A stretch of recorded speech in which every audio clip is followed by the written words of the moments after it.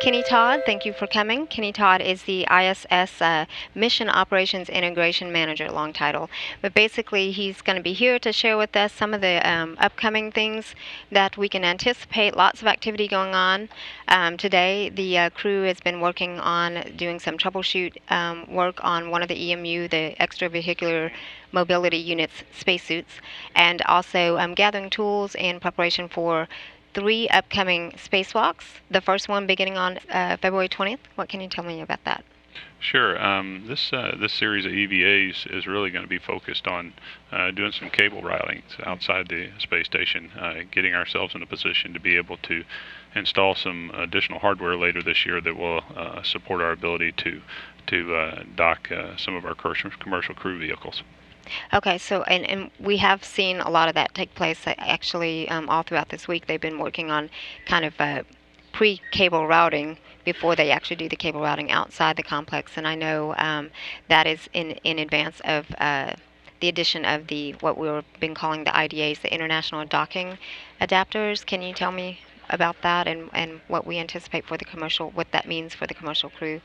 You bet. Well, as a program, we're very interested in helping to spur this commercial industry. And in order to have these vehicles come to station, we need a total of four ports, two for visiting vehicles that bring cargo, and then we need two to have our commercial crew vehicles arrive to station. And so we needed to make that happen by having a couple of adapters put on. So we're going to do that on the front end of PMA2. Okay. Which is PMA on the front, is the pressurized mating adapter on the front end of station, if you will. And then later in the year, we're going to move pressurized mating adapter number 3 from its current home on Node 3 over to Node 2, the Zenith location. And that's where later in the year we're going to install these international docking adapters. And so these EVAs are really about putting ourselves in a position to be able to talk to those adapters, power them when we get there. And there's a significant amount of cabling that we're going to have to do inside the space station as well. So while we do these EVAs, in and around these EVAs, we'll also be doing a lot of wiring inside the station. Right. Well, 2015, we've already kicked off, and it is a big year for NASA and also a big year for the International Space Station. We are now only a month away from, well, next month we have the launch of the first 1 year of crew and that mission. Can you tell me some about that? You bet. Again, just as we're tasked with helping to commercialize low Earth orbit. Another thing that we have to do is we have to help prepare ourselves to go for longer duration flights so that we can go other places in our solar system.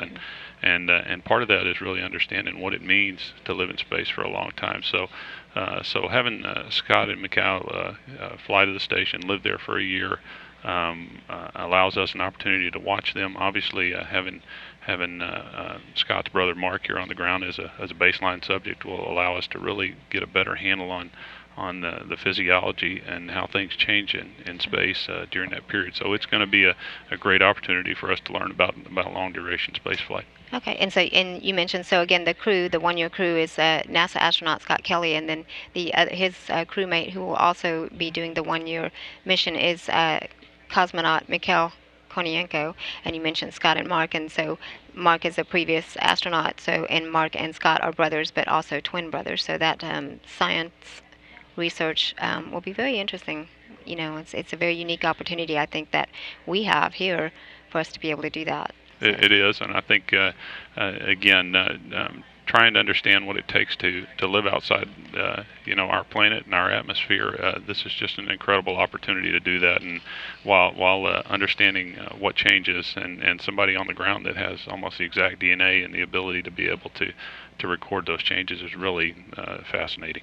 And the significance of this launch or this mission is that because we know what goes on between months 1 and month 6. We've been doing this for a long time now, which we'll also talk about. But 6 to 12, we don't have that information, and so this is going to be a great way to be able to gather some of that data as well. You bet. And just looking at the different experiments of different fluid physics and just the things to do to check psychology of the crew, all of the different things that we're going to do are really honing in on what happens in that 6 to 12 month Right. period. And so again, it's going to be great data, and it's a good opportunity for all partners out there who are thinking about long duration space flight in their future. Right. So let's talk about cargo.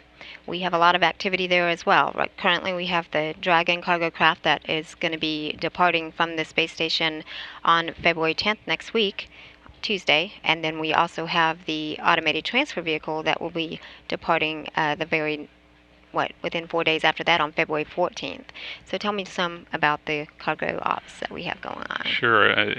February is going to be a very challenging month for us in general. You got vehicles coming and going. As you said, SpaceX is we're going to, at this point, plan to berth them on the 10th.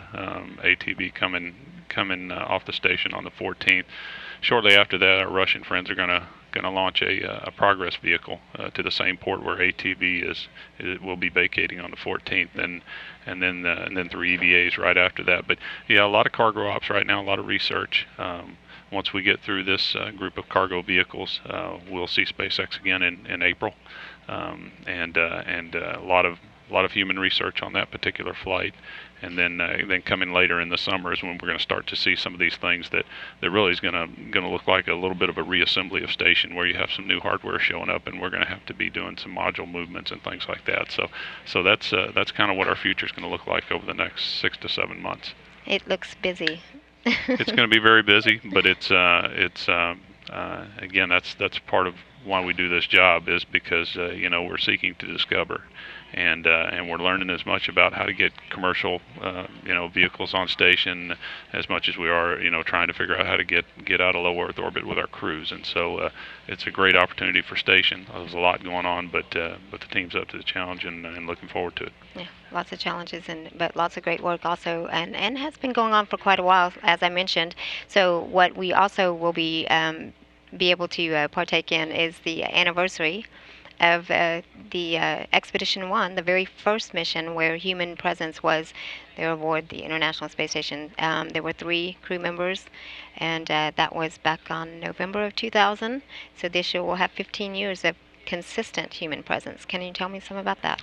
Sure. I mean, it's pretty amazing when you think about the amount of time and how fast it's gone when you kind of live in these 6-month increments like a lot of us do around here. But just thinking back to when Shep and Sergey flew that flight, we all knew it was something special, that we weren't sure what the future held. But just getting them up there in that time frame, it was a goal that a lot of us had for a very long time, through all the design phase part of station, and to be at that point where we could actually fly a crew to station, but more importantly keep them there, and to be able to do that and see where we've come 15 years later is there's a lot of us are very proud, and still at the end of the day we have to continue to be vigilant in the things that we do, but yeah, it's been a great 15 years. Wonderful. And it's a great accomplishment, and so you and your teams and everyone here have a lot to be proud of, and they should be. So we're very looking Thank you very forward to much. this year. It's the team here between the ops and the engineering community and all the safety folks who help keep us thinking the correct ways. It's an integrated effort, and it's a wonderful program. Absolutely.